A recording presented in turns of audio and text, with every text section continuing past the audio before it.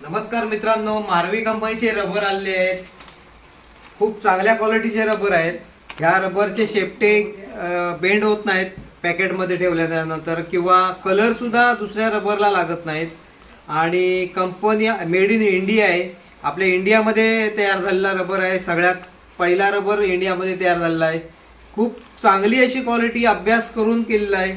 त्यामध्ये Perl white आहे, electric chicken आहे, त्यानंतर हा पोपटी कलर आहे, त्यानंतर एकदम नॅचरल कलर आहे.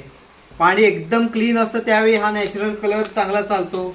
त्यानंतर पाणी समजा एकदम लाल आहे तर तिथे हा वापरा. हा ऑरेंज आहे.